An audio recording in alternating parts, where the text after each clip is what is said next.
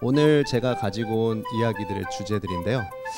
첫 번째 제목이 좀 저게 뭔가 싶으실 거예요. 우리 아이들이 살아갈 시대에 대해서 같이 고민하는 것부터 제가 좀 시작을 하려고 합니다. 방금 제가 자기소개 보여드린 거에서 제 과목이 있었는데 무슨 과목인지 보셨나요? 네, 제가 역사교사입니다. 그래서 오늘 여기 주로 학부모님들이 더 많으신데요.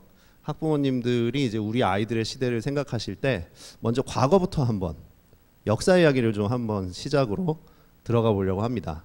어떤 인물일까요? 흥선대원군. 어느 분이 큰 소리로 하셨죠? 이게 학생 목소리 같지는 않은데 학부모님이 답하셨으면 대단하세요. 이 학생들은 이제 교과서나 이런 데서 이제 본 지 얼마 안 됐기 때문에 금방 알 수도 있는데 이게 굉장히 보신 지 오래된 사진일 텐데 흥선대원군 맞습니다. 이분이 이제 활동했던 주 연도가 저렇습니다. 뭐 생몰 연도는 아니고요. 우리나라에서 저분이 권력을 잡고 있었던 그런 시기죠. 약 10여 년간의 세월 동안 이분이 이제 조선시대 말기에 큰 역할을 하게 되죠. 흥선대원군이 집권했던 시기는 사실 우리나라가 굉장히 피폐해져 있던 시절이었습니다. 그 이전이 세도 정치라고 합니다. 그래서 소수의 몇몇 사람들만이 권력을 독점하고 모든 그런 풍요를 누리던 그런 시절이고 모든 백성들이 그 밑에서 정말 불쌍하게 살아가던 그런 시절이었죠. 자, 이 흥선대원군이 이제 내치를 개혁을 해요. 그래서 이 세도 정치를 다 해소시키고 그리고 민생을 안정시키는 데 크게 기여를 합니다. 사실 요즘 말로 하면 이제 적폐를 청산해 나가는 거죠. 그래서 그런 면에서는 굉장히 높은 평가를 받는 인물입니다. 그러나 흥선대원군이 반드시 다 긍정적인 평가를 받지는 않아요. 반대로 흥선대원군이 이 부분은 정말 아쉽다라는 그런 평가도 있죠. 어느 부분일까요? 대내 정책은 참 잘한 것들이 많았는데 대외 정책, 대표적으로 어떤 정책이죠? 쇄국 정책이라는 정책입니다. 이 조금 이제 교과서에 나오는 말씀으로 풀어드리면 통상수교 거부 정책이라고 합니다. 그래서 이런 정책을 펼쳤던 흥선대원군 덕분에 우리나라가 뭐가 늦어졌을까요? 개항이 늦어져요. 그래서 서양의 문물이 들어오는 게 다른 나라들보다 조금 늦어지게 되죠. 사실 어떻게 보면 우리나라가 굉장히 비극적인 근대사를 갖게 되는 데 있어서 그런 부분도 조금은 원인이 있다고 할 수 있겠습니다. 그런 측면에서 상당히 아쉬운 평가를 또 받는 인물이기도 하죠. 1871년 흥선대원군이 집권하던 저 말미쯤에 일어났던 사건이 있어요. 이런 것과 관련이 있는데 척화비라는 비석이거든요. 서양 세력이 몇 번 쳐들어옵니다. 병인양요, 신미양요 들어보셨을 거예요. 그 중에 신미양요가 1871년 미국을 물리쳐요. 강화도 앞바다에서. 그리고 미국을 물리치고 나서 우리나라는 굉장히, 특히 흥선대원군은 굉장히 어깨에 힘이 들어가죠. 왜냐하면은 중국도 무너지고 일본도 무너졌는데 우리는 물리쳤거든요. 그래서 굉장히 기세가 등등하게 이런 비석을 세웁니다. 외세가 침입하면 무조건 싸워서 이겨야 된다. 그들을 물리치지 않으면 우리 나라를 팔아먹는 것이다. 이런 내용이죠. 이렇게 우리나라는 서양 세력을 무조건 막아야 된다라는 생각을 하던 시절이 있었습니다. 그런데 1876년 흥선대원군이 물러나고 난 이후죠. 결국 우리나라는 어떻게 될까요? 어떻게 될까요? 서양 세력의 문을 열게 되죠. 개항을 합니다. 1876년 강화도 조약으로 우리나라는 문을 열어요. 그토록 막고자 했고 대부분의 여론도 저기 지지가 높았어요. 막아야 한다고 생각했죠. 그러나 결국에 문은 열립니다. 그리고 문을 열고 나서 20여년이 채 지나지 않은 이 해에 무슨 일이 벌어질까요? 정부에서는 공식적으로 근대화 개혁을 발표를 하죠. 그게 가보개혁이에요. 그 가보개혁의 맨 마지막 단계에 나타나는 것이 대표적으로 단발령입니다. 그래서 왕부터 왕 고종부터 시작해서 다 머리를 깎죠. 여러 가지 이야기들도 많이 나오죠. 그래서 우리나라는 불과 20여 년 전에만 해도 당연히 서양 세력은 무조건 물리쳐야 하는 세력이었는데 20여 년이 흐른 저 때에는 이제 서양 세력은 돌이킬 수 없는 대세라는 것을 인정하고 받아들이게 된다는 것이죠. 왜 과거의 이야기를 제가 이렇게 길게 드리는 걸까요? 과거의 것을 보고 현재를 생각을 해야 되기 때문에 그렇습니다. 제가 이 말씀을 드리는 것은 우리의 아이들이 살아갈 세상이 지금도 우리 아이들이 잘하고 있지만 우리 아이들이 우리나라를 정말 짊어지고 이끌고 주역의 역할을 해야 될 시기는 지금으로부터 10년, 20년 정도 후일 거라는 말씀을 드리는 겁니다. 그 이후에 세상이 어떻게 바뀌어 있을까요? 어쩌면 저 때도 급속히 바뀌었지만 지금은 그보다 더 많이 바뀔지도 몰라요. 그래서 그 부분에 대해서 한 번쯤 생각을 해보시라는 겁니다. 자, 우리 학부모님들이 사셨던 시대가 있어요. 저랑도 좀 비슷하실 것 같은데요. 여기 몇몇 분들은 대학교 또는 고등학교 다니실 때 이런 책이 유행을 했었죠. 그때만 해도 좀 새로운 이야기였어요. 굉장히 처음 들어보는 이야기일 수도 있었습니다. 우리의 미래 사회는 지식과 정보가 세상을 지배할 거야. 우와, 처음에는 그랬어요.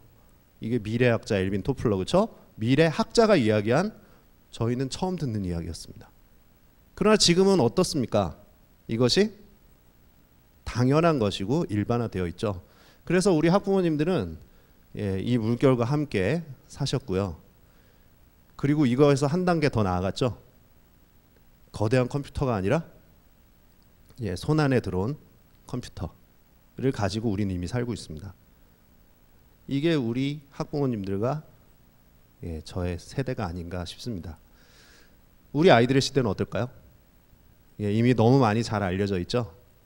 인공지능이 이미 등장을 했고요. 그것이 얼마나 발전하느냐, 그 속도에 대해서 지금 저희는 고민을 하고 있어요. 2016년에 세계 경제 포럼이 열립니다. 유명한 다보스 포럼이라는 포럼인데요.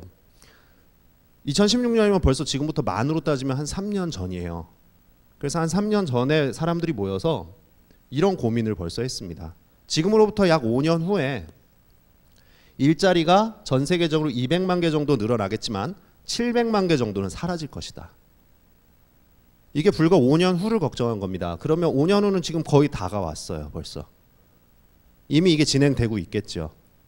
이미 우리 주변에는 이전에 비해서 필요 없어진 것 같은 직업들이 꽤 많이 보이기 시작했습니다. 그래서 이런 것들이 진행이 이미 되고 있고 우리 아이들 시대에는 이것이 더 빨리 진행될 겁니다. 이러한 배경 속에서 2015 개정 교육과정이 만들어졌습니다. 이 걱정을 사실은 우리 교육과정을 만드시는 분들이 한 5년, 10년 전부터 이미 한 거죠. 그래서 우리가 지금의 시스템대로 우리 아이들을 주입식으로만 가르치는 것은 한계가 왔다. 우리 아이들이 미래 사회를 10년, 20년 후를 살아가야 되는데 그때는 이것 가지고는 해결할 수 없을 거야. 그래서 개정 교육과정을 만들어서 2015년부터 이미 2015년에 고시를 하고 확정을 하고 올해 3월이죠. 지금 고등학교 1학년 학생들부터 적용을 하게 된 거예요. 아직 중학교엔 적용이 안 됐죠. 중학교 1학년 학생들만 지금 적용이 됐죠. 2015 개정교육과정의 배경을 다시 한번 설명을 드리면 지식사회가 변화했고요. 그리고 지식사회가 변화해서 이 사회에 적응하기 위해서는 우리가 수업을 빨리 바꿔야겠다.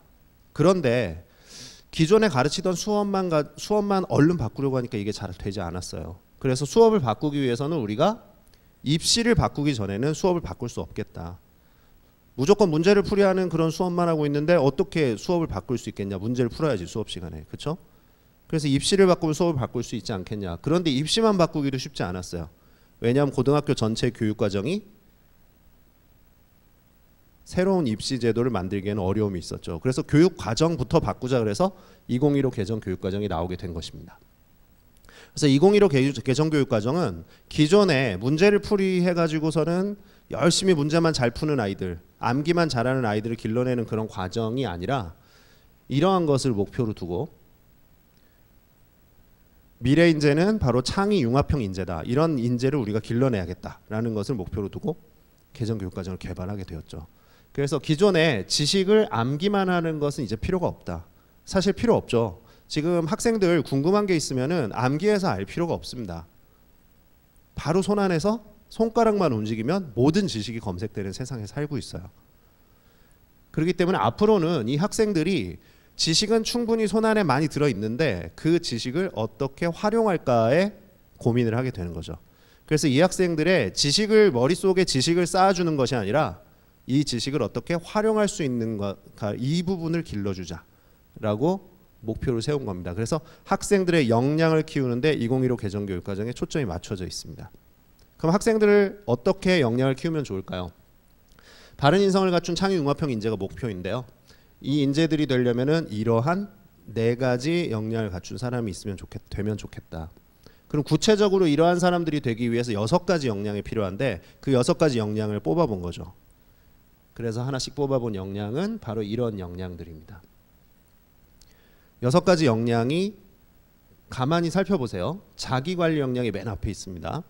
그리고 가만히 보면 기존의 학생들이 지식만 가지고 암기만 하면 될 것 같았던 그런 시대가 지났다는 걸 보실 수 있는 것이 바로 공동체 역량, 의사소통 역량, 심미적 감성 역량 이런 것들입니다. 그래서 우리 아이들이 스스로 다른 친구들과 함께 부대끼면서 서로 토론하고 그리고 자기가 양보를 하는 것을 배우고 이러한 것들의 역량을 가지지 않고서는 미래 사회에 적응할 수가 없다는 거죠. 그리고 당연히 자기관리, 나에게 필요한 것이 무엇일까를 스스로 판단하는 이런 능력, 이런 것들이 대단히 중요하다는 겁니다. 그럼 어떻게 해서 이런 것들을 키워줄 수 있을까? 그래서 2015 개정교육과정에서는 이렇게 5가지 주로, 이제 실제 항목은 더 많은데요. 제가 간단하게 정리했습니다. 주로 이 5가지 내용을 바꿔서 우리 학생들을 창의융합형 인재로 만들도록 하겠다라는 것을 제시를 하죠. 그래서 문이과의 구분을 없앱니다. 융합형 인재는 사회탐구만, 과학탐구만 잘하는 인재가 아니죠. 골고루 다 탐색하고 자기에게 맞는 것이 무엇인지를 스스로 골라낼 수 있어야 된다는 거예요. 그래서 다 가르치도록 합니다. 그래서 인문학, 과학기술, 그래서 공통과목이 도입이 돼요. 국어, 수학, 영어, 한국사라는 공통 기본 과목 외에도 통합사회, 통합과학이라는 과목을 모두에게 가르쳐서 모든 학생들이 골고루 배우고 자기에게 맞는 것을 고르도록 하겠다. 그래서 결국 선택 과목의 다양화도 이어지게 됩니다. 공통 과목도 많이 들어갔지만 공통 과목뿐만 아니라 일반 선택과 진로 선택 과목이라는 과목을 둠으로써 학생들의 선택권을 확대시킵니다. 자기의 진로를 빨리 발견하고 거기에 맞는 공부를 고등학교 때부터 좀 더 많이 깊이 할 수 있도록 하겠다라는 것입니다. 그래서 학생들이 자기 진로를 명확하게 알고 있는 학생들의 경우에는 좀 더 과목을 선택하는 데 있어서 그리고 미리 대학에 가서 배울 과목 그리고 미래에 내가 할 그런 꿈꾸고 있는 진로에 관해서 미리 더 빨리 공부를 할 수가 있게 되는 것이죠. 그리고 국수형의 비중은 너무 많을 필요가 없다 그래서 조금 줄였어요. 그리고 무엇보다도 창의융합 인재가 되기 위해서는 학생들끼리 서로 선생님의 주입식 그런 암기식 수업 내용을 판서한 거를 받아 적기만 하는 것이 아니라 학생들끼리 토론을 할 수 있게 그리고 발표를 할 수 있게 기회를 주는 것이 중요하다. 그래서 이러한 수업들을 늘리도록 합니다. 그래서 실제로 2015 개정교육과정에서는 토의, 토론, 발표, 실습 이러한 내용들이 대단히 중요하고요. 그래서 아까도 교장, 교감님께서 실제로 나와서 말씀하셨던 그런 개혁 방안, 혁신 방안에는 이러한 내용들이 가장 중점적으로 들어있습니다. 그래서 학교에서도 선생님들이 이러한 수업으로 바꾸어 가기 위해서 매일 선생님들끼리 모여서 토론하고 고민하고 여러 가지 협의회를 열면서 지금 많이 고민들을 하고 계세요. 근데 아까 교장 교감님 나와서 말씀하신 거 들어보니까 이런 것들을 그 어느 지역보다 이 전남 지역이 굉장히 열심히 하고 계신 것 같아서 제가 사실 조금 감동을 했습니다. 예. 그래서 이따가 또 끝나고도 좀 여쭤보고 그러고 싶어요. 그래서 이런 부분들이 2015 개정교육과정의 특징이다. 이 부분을 알고 진학을 하시는 것이 대단히 중요하죠. 제가 중요하다고 생각하는 키워드 4가지를 빨간색으로 칠해봤습니다. 2015 개정교육과정에선 이런 것들이 중요하겠구나. 이 키워드는 조금 후에 제가 다시 또 여러 개의 키워드를 다시 보여드리도록 할게요. 일단 공통 일반 선택, 진로 선택 과목에는 어떤 것들이 있을까? 미리 한번 제목을 한번 보시도록 하시죠. 일단 이 교육과정을 어떻게 편성해 놨냐면 고등학교 1학년 때는 공통 과목을 우선 배우도록 합니다. 지금 여기 나와 있는 과목은 국수, 영, 사, 과목만 일단 나열을 했습니다. 나머지 음악, 미술, 체육은 저 뒷장에 있고요. 국수, 영, 사, 과라는 이 주요 과목들은 먼저 공통 과목을 1학년 때 배워야만 그 다음에 선택 과목을 배울 수 있게 편성을 해놨어요. 그래서 아까도 교감님께서 말씀하셨듯이 공통 과목은 1학년 때 주로 다 배우고 2, 3학년 때는 선택 과목 중심으로 이렇게 배우게 구성이 되어 있습니다. 그런데 선택 과목이 두 종류가 있죠. 일반 선택이 있고 진로 선택이 있어요. 어느 게 조금 더 깊이 있는 공부를 할 수 있는 과목일까요? 예, 보시면은 제목만 보셔도 벌써 약간 좀 더 어려운 느낌 드시죠? 그래서 1단계 기본적으로 공통 과목 배우고 일반 선택 과목을 좀 배운 후에 자기가 선택했던 과목들 중에 좀 더 깊이 있게 공부하고 싶은 과목들을 선택을 해 나가게 되어 있는 거죠. 그래서 여기는 위계가 있습니다. 그래서 이렇게 선택해 나가시는 거고요. 지금 제가 노란색으로 표시해 드린 이 부분들은 학생들이 이제 수능에서 출제되는 과목들입니다. 지금 중3 학생들부터 이제 수능에서 출제가 실제로 될 과목들은 이렇게 구성이 되어 있습니다.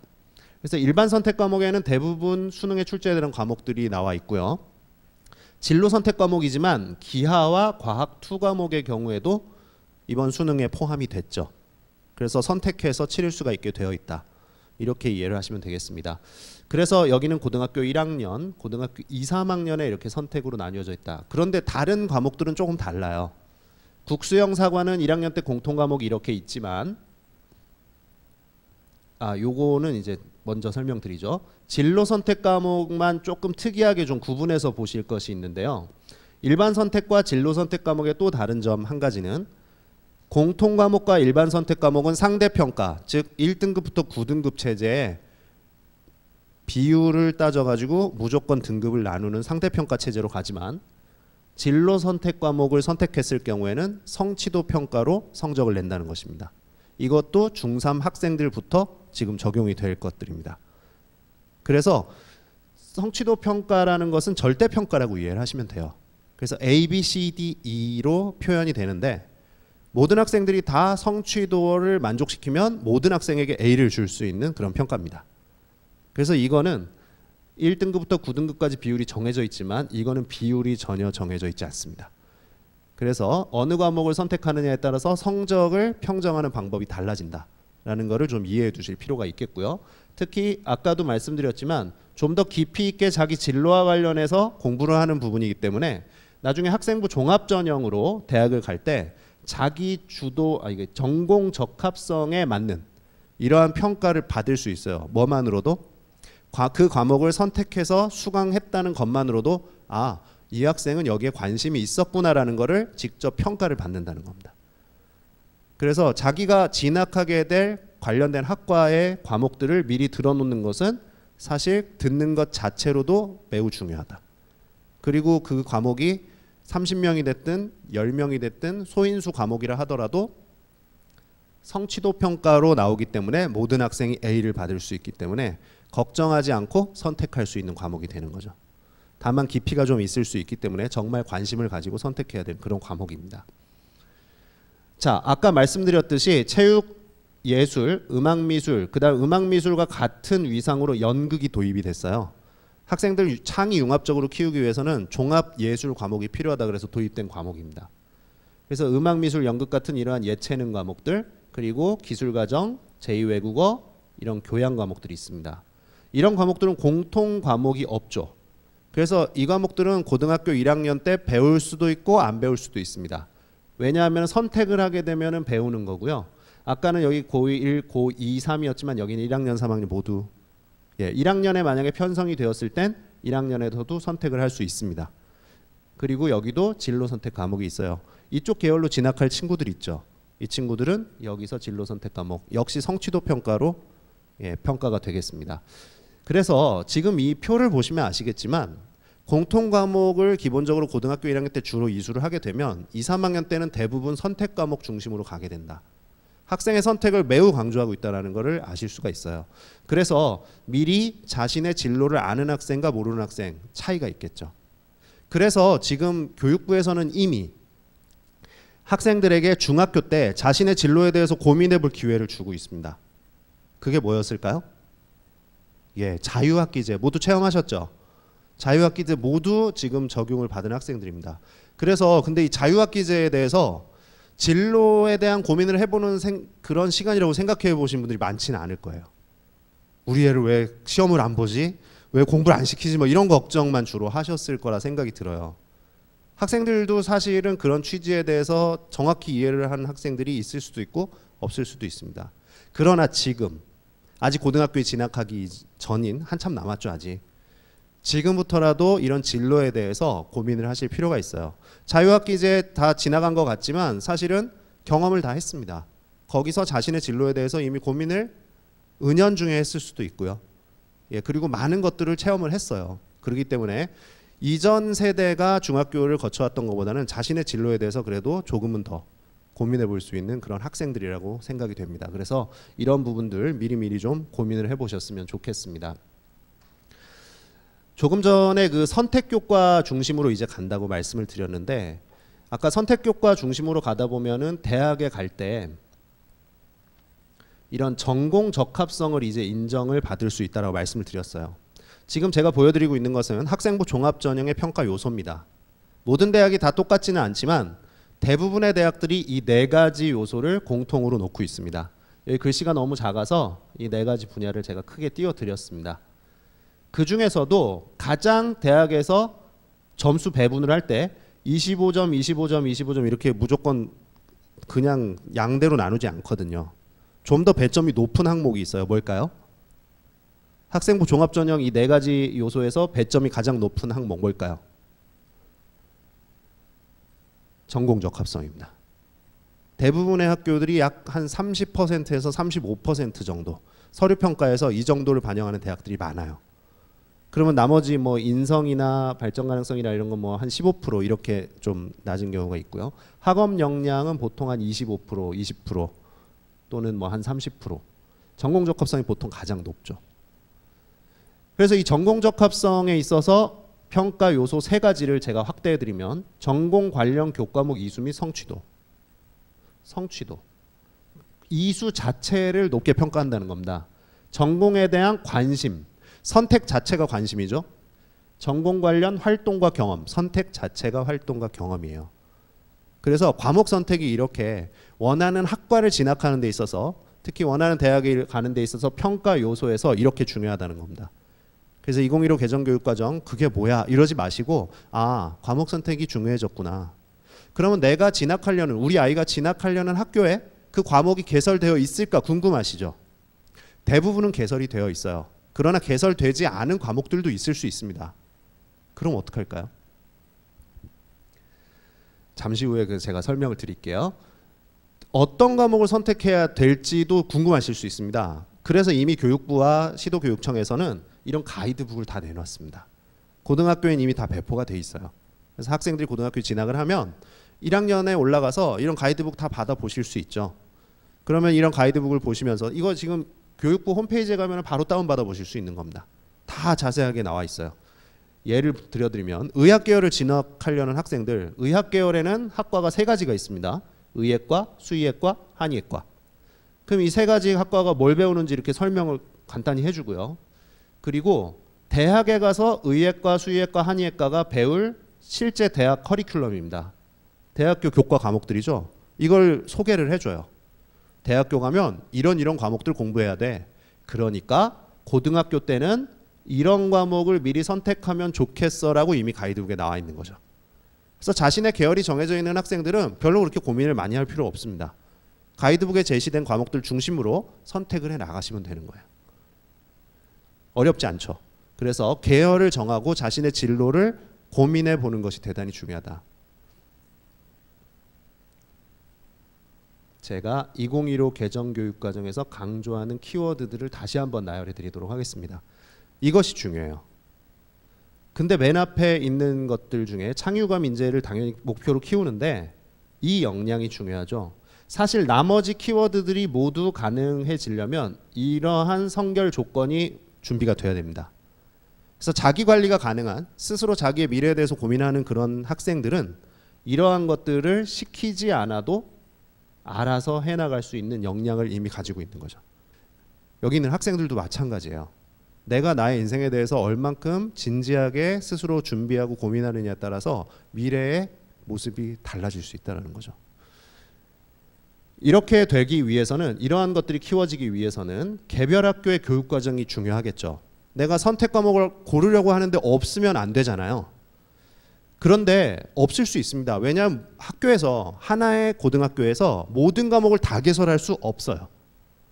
그래서 이 고등학교에는 있는 과목이 저 고등학교에는 있을 수도 있고 여기 없는 과목 여기에 있을 수도 있습니다.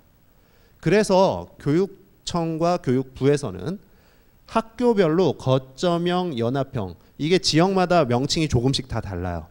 그런데 학교별로 연합을 해가지고 우리 학교에 개설되지 않은 과목을 저쪽 학교에 가서 들을 수 있게 해주고요. 저쪽 학교에 없는 과목을 우리 학교에서 들을 수 있게 해주는 이러한 연합 체계가 이미 운영이 되기 시작했습니다. 그리고 확대되어 나갈 것이고요. 그리고 여기는 순천만 해도 10개의 고등학교가 있잖아요. 물론 선택할 수 있는 건 7개입니다. 남고, 여고가 3개씩 있어서 그렇죠? 예, 그런데 여러 학교가 있기 때문에 이거는 남고, 여고도 대부분은 가리지 않아요. 그래서 왔다 갔다 하면서 충분히 대부분의 과목들은 옆에 있는 학교를 가서 들을 수 있고요. 그런데 그거마저도 제공되지 않는 경우에 뭐 시골에 있는 학교는 한 지역에 고등학교 하나 있는 경우도 있고 그렇죠. 그런 경우에는 온라인으로라도 제공하겠다는 겁니다. 그래서 학생들, 지금 중3 학생들이 고등학교 2학년이 돼서 본격적으로 과목을 선택하게 될 그때쯤이 되면 이러한 시스템이 굉장히 잘 갖춰지게 되리라 생각을 합니다. 아까도 교감님께서 나오셔서 말씀하셨죠. 지금 혁신 계획, 그런 것들이 이런 것들을 위한 거예요.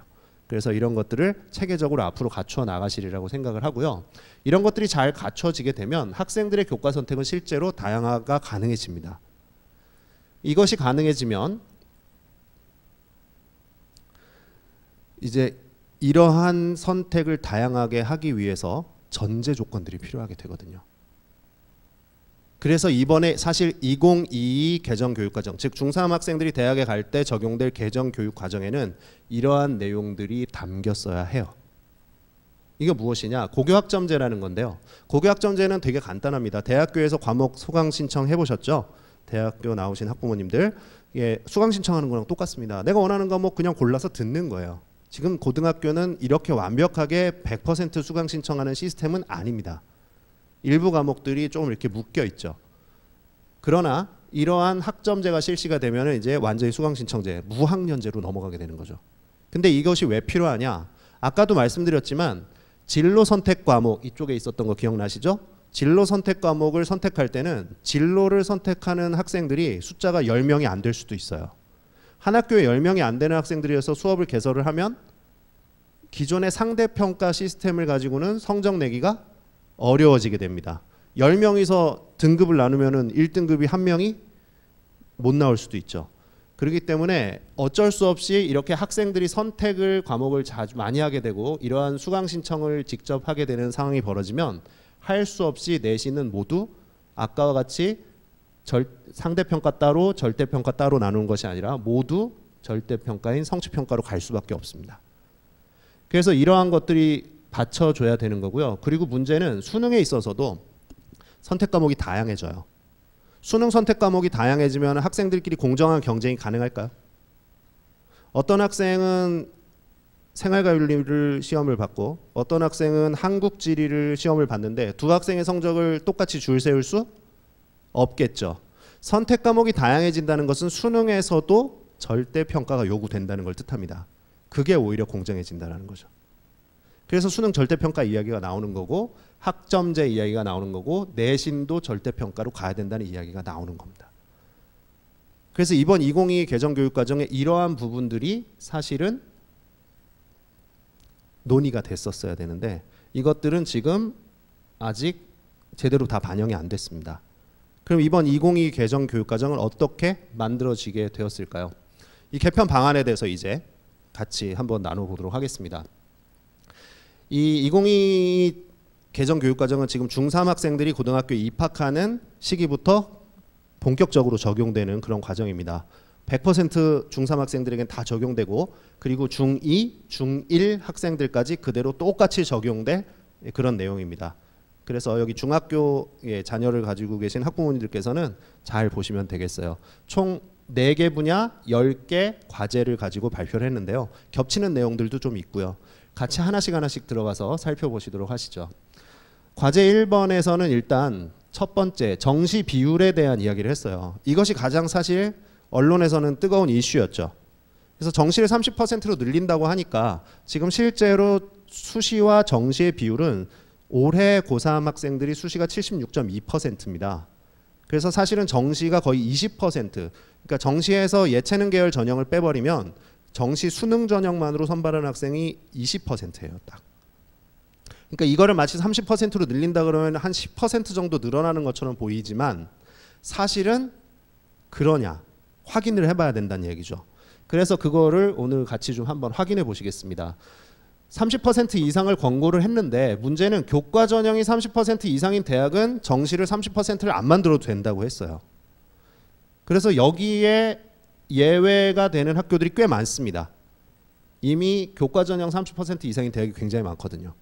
특히 서울에 있는 대학들보다는 지역에 있는 대학들은 교과 전형 30%뿐만이 아니라 한 50%, 60% 이상 다 돼요. 이런 데는 정시에 대해서 고민할 필요가 없습니다. 그래서 정시를 늘릴 계획이 없으리라고 보고요.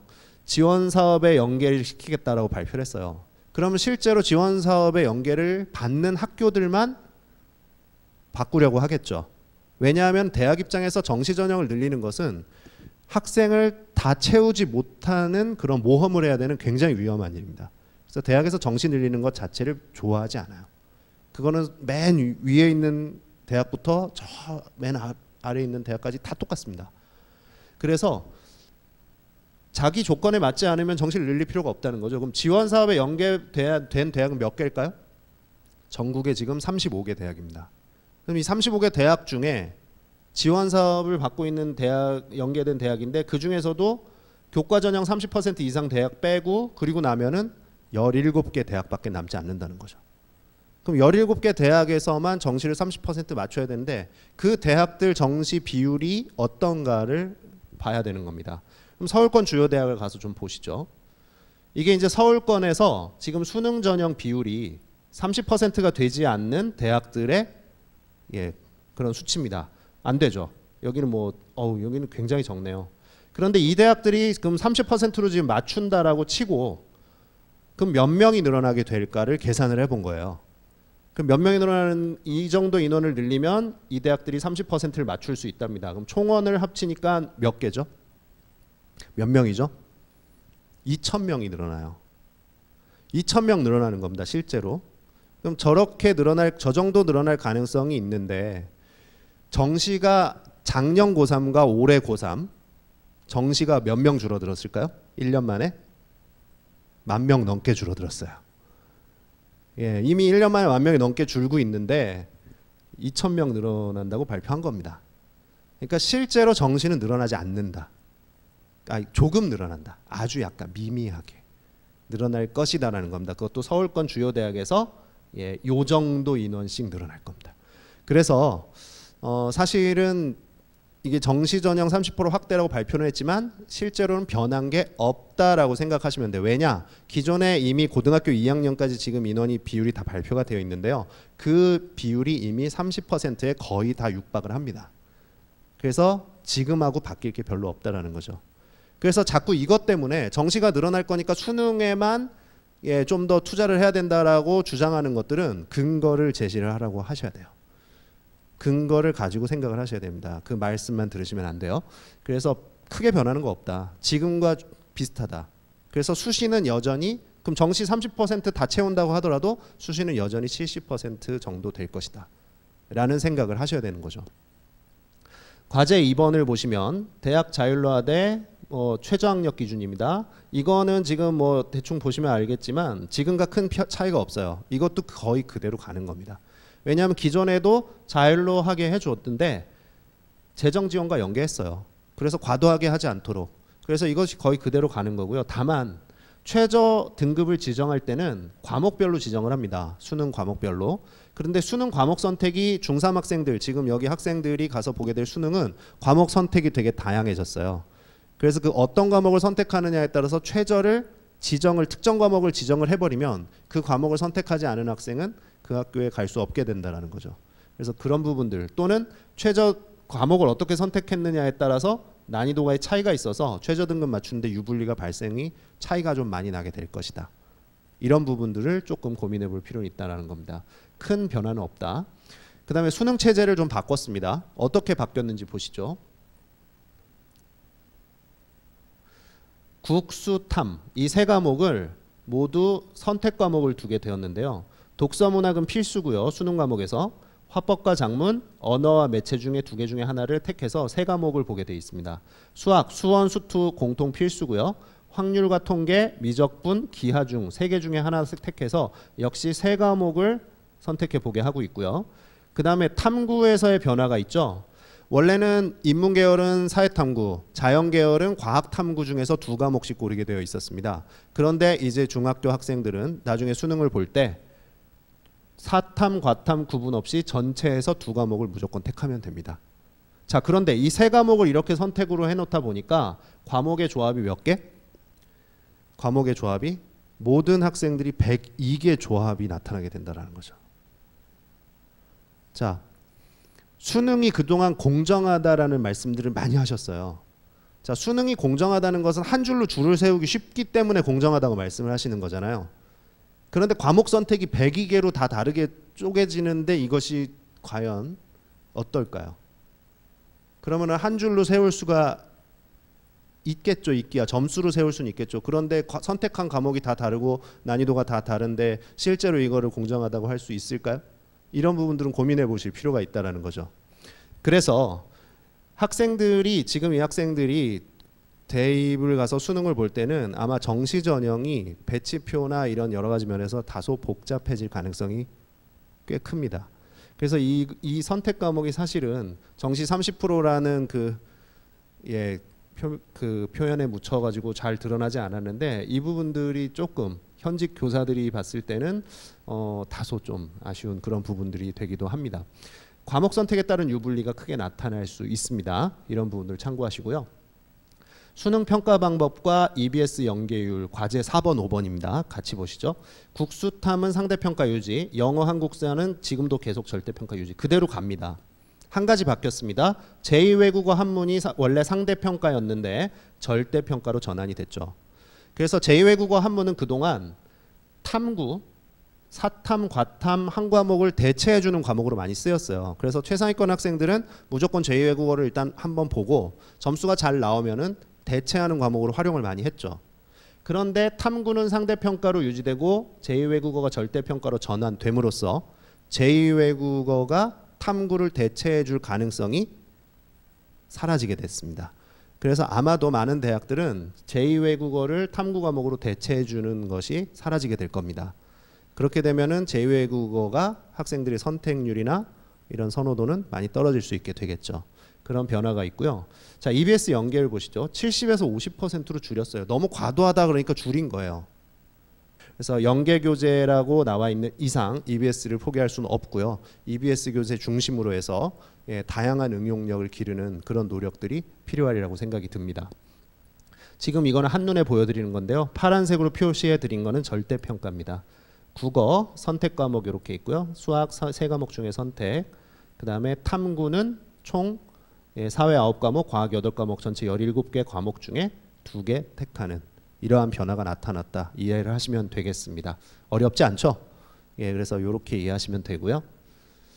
특히 이제 요거죠. 요 중3 학생들부터 적은 이거는 지금 현재 수능 체제가 되겠습니다. 현재 수능 체제. 예, 학생부 종합 전형이 그동안 너무 공정하지 않다. 뭐 대학에서 뭐 어떤 학생들 일부러 이렇게 찍어놓고 그냥 마음대로 뽑는 거 아니냐 이런 우려들이 많으셔서 이걸 공정하게 하겠다라는 그런 발표를 했죠. 인적학적 사항 통합 이런 내용들이 나오는데요.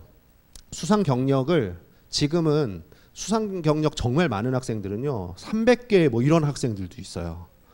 예, 정말 별의별 수상을 다 쪼개가지고 그거를 다 나열하는 학생들도 있습니다. 그런데 누구나 다 6개 이상을 적을 수 없죠. 학기당 딱 1개밖에 못 적습니다. 이렇게 되면 수상이 어떻게 될까요? 기존에는 어떤 수상이든 받기만 하면 좋다라고 했어요. 많이. 물론 대상 금상이 좋기도 했지만 그래도 일단 받으면 기록할 수 있으니까 좋다. 근데 아무거나 기록 못하죠. 딱 1개밖에 못 적으니까 이제 어떻게 될까요?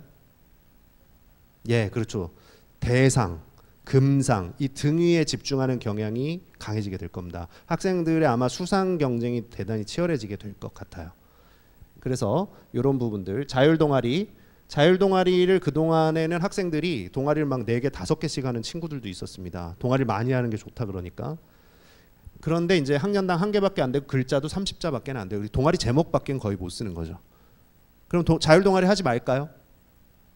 자율 동아리 하지 말까요? 학생부에는 쓸 수 없지만 자기소개서에는 쓸 수 있습니다. 자기가 흥미와 관심을 가지고 자기 관심 분야에 대해서 자율 동아리라는 활동은 아까도 보셨듯이 학생부 종합전형에서 전공 적합성으로 인정받을 수 있는 그런 내용이 되겠습니다. 방과 후 활동은 미기재가 됩니다. 그러나 역시 방과 후 활동도 의미 있는 방과 후 활동을 한 경우에는 자기소개서에 충분히 할 수 있다는 거죠. 즉 이제부터는 무조건 많이 하는 것보다는 정말 내가 관심을 가진 것들을 하나, 두 개씩 골라서 깊이 있게 들어가는 것이 대단히 중요하다. 이렇게 이해를 하시면 돼요. 그래도 문제인 것은 전체적으로 기록하는 내용이 줄어들었기 때문에 비교과 자체, 즉 교과 성적 외에 비교과 텍스트로 적는 영역이 확 줄어들었기 때문에 비교과 평가가 변별력이 떨어지게 되었다는 거죠. 그러면 상대적으로 어떤 것이 더 중요해지게 될까요? 내신 등급 자체가 좀 더 중요해질 수 있다는 겁니다. 이 부분을 이해를 하셔야 됩니다. 그리고 다시 한번 설명을 드리면 출결 상황은 뭐 이렇게 변한다고 하고요. 무단 어감이 안 좋다고 이렇게 바꾼답니다. 수상 경력 총 6개, 자격증 및 인증, 자료 미제공, 진로 희망 사항, 항목 삭제. 거의 다 사라지죠, 앞에 내용들은. 그리고 창의적 체험 활동도 글자 수를 이렇게 줄어들게 만듭니다. 특기사항, 텍스트로 적는 것들을 다 줄여버린 거예요. 봉사활동 내용은 텍스트를 아예 없애버려요. 활동한 시간만, 기록만 적게 돼 있고요. 근데 줄어들지 않는 영역이 하나 있어요. 그게 뭘까요? 세부능력 특기사항. 바로 수업 시간에 활동하는 내용을 적는 건데 이거는 과목마다 500자씩 적는데 줄어들지 않았어요. 즉 다른 항목들은 다 줄어들었는데 얘들은 줄어들지 않았군요. 그럼 앞으로 봉사활동 열심히 하는 거, 동아리 활동 열심히 하는 거, 수상에 열심히 집중하는 것보다 더 중요한 거는 뭘까요?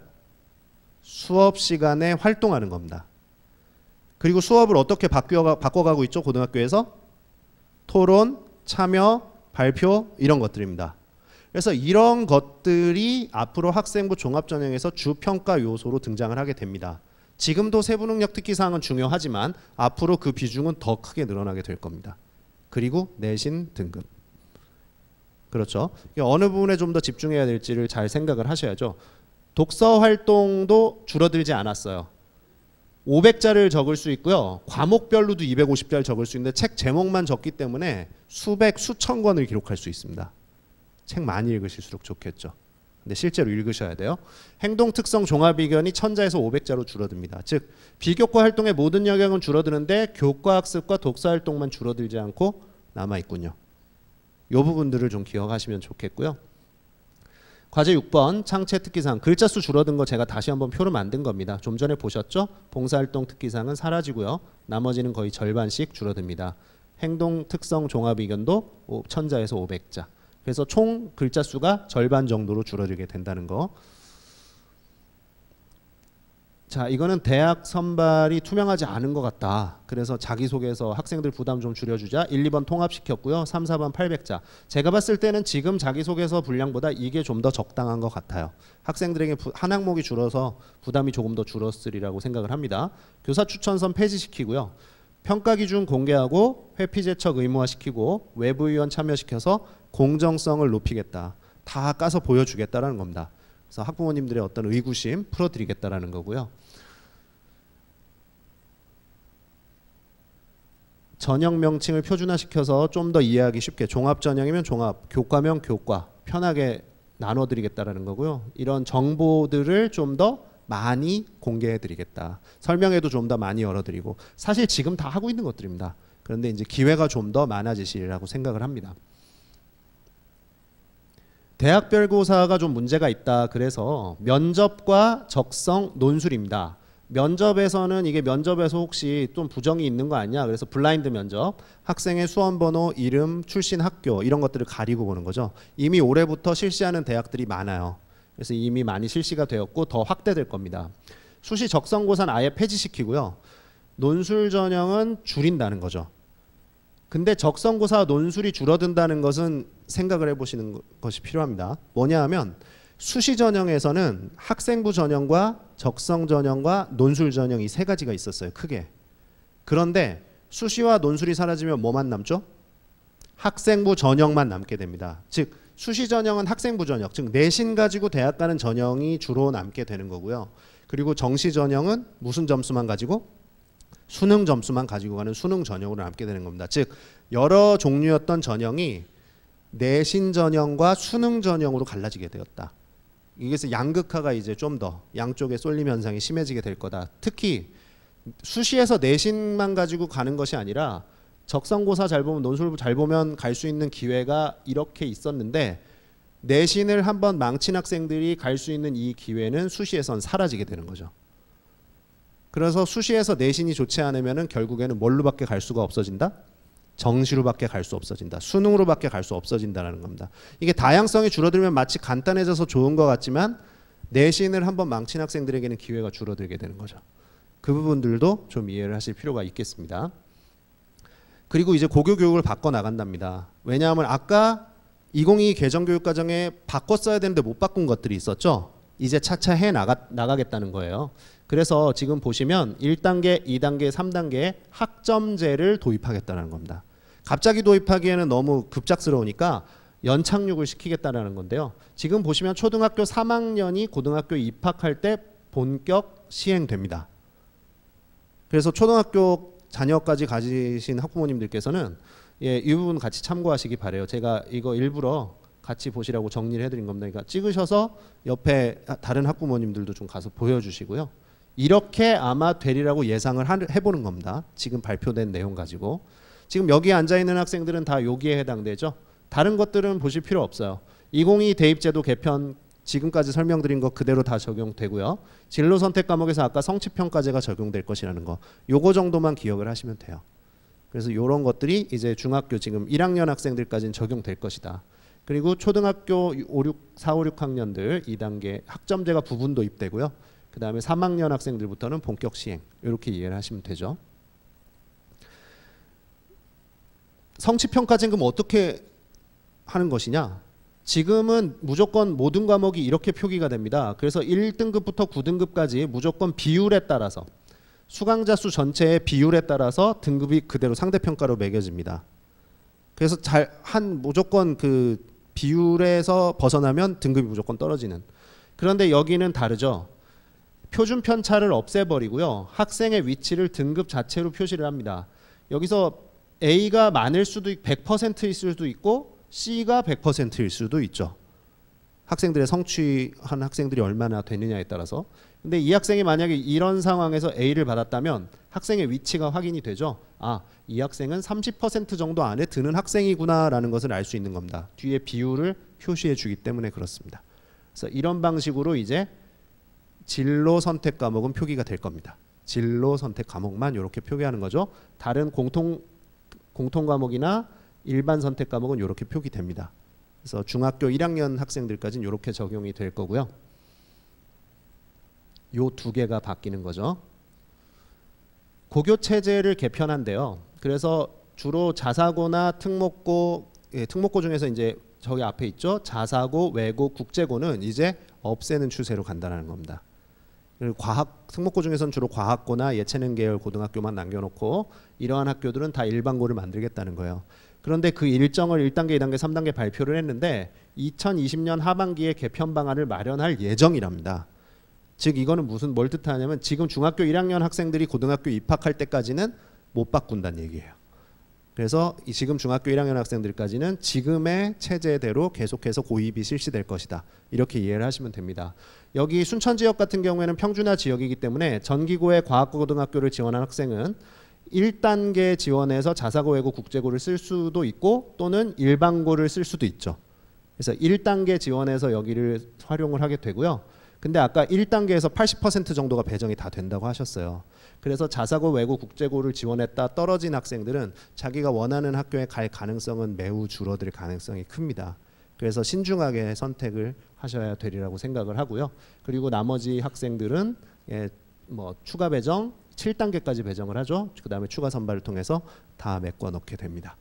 그렇게 진행이 된다는 거 이해하시면 되고요.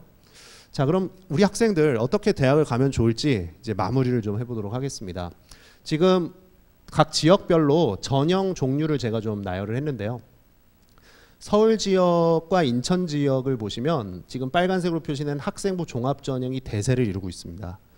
학생부 종합전형이 자꾸 강조되는 이유는 바로 서울에 있는 주요 대학들이 대부분 학생부 종합전형으로 학생을 선발하기 때문에 그렇습니다. 저길 가고 싶은 거죠. 그럼 종합전형을 준비를 해야 되는 거예요. 자, 그런데 사실은 내가 굳이 서울까지, 여기는 정시전형 보이시죠? 이미 30%에 육박을 하고 있습니다. 근데 뭐 30%를 채우겠다, 뭐 별로 늘어나지 않는다는 이야기죠. 그리고 예, 여기 전남 지역입니다. 광주 전남 지역을 보시면 교과 전형이 예, 70% 가까이 돼요. 이거는 더 늘려도 지금 상관이 없습니다. 그렇죠? 교과 전형이 많이 늘어나는 것은 전혀 상관이 없는 상황이에요. 30% 이상이면 정시를 만질 필요도 없어요. 그래서 이쪽 지역 대학은 여전히 교과 전형으로 많이 선발할 겁니다. 교과 전형은 내신 등급만으로도 대학을 갈 수 있는 전형이에요. 그래서 고등학교에 올라갔을 때 수시가 70% 정도 될 것이다. 그리고 전남 지역에 있는 대학을 만약에 갈 거라고 생각을 한다면 교과 전형이 대세를 이루고 있다. 즉 학교 내신이 그만큼 중요하다는 겁니다. 아까 말씀드렸죠. 비교과 영역이 비중과 변별력이 줄어든다면 학교 내신 등급이 그만큼 더 중요해질 수도 있다. 이 부분을 생각하고 고등학교를 지원하시는 것이 중요하겠습니다. 학생들 무엇보다 고등학교를 이제 선택을 하셔야 되는데 거기서 제일 중요한 포인트 한 가지만 마지막으로 말씀드릴게요. 성적 얼마나 받을 수 있을지 고민하셔야 돼요. 이것이 중요합니다. 아까 뭐가 중요하다 그랬죠? 고등학교 가서 내신이 중요하다고 말씀드렸습니다. 그럼 가서 내신이든 수능이든 우리 아이가 가서 이 안에 들 수 있을지 고민하셔야 된다는 거죠. 이것이 인서울의 대부분의 기준이에요. 그래서 3등급 안에 저 안에 들어가야 인서울을 내신이든 수능이든 마찬가지입니다. 저 안에 들어가면 인서울이 가능성이 있겠구나라고 생각을 하는 거죠. 굉장히 적습니다. 대부분의 아이들은 어디에 있냐면요. 다 여기에 있어요. 여기 있는 학생들의 비율을 합치면 56%. 즉 학교에 있는 학생의 절반 이상이 모두 여기에 있는 학생들입니다. 이게 쉽지 않죠. 인서울이라는 게 결코 쉽지 않습니다. 그런 만큼 또 여기까지 가는 것도 쉽지 않아요. 정말 적은 학생들이거든요.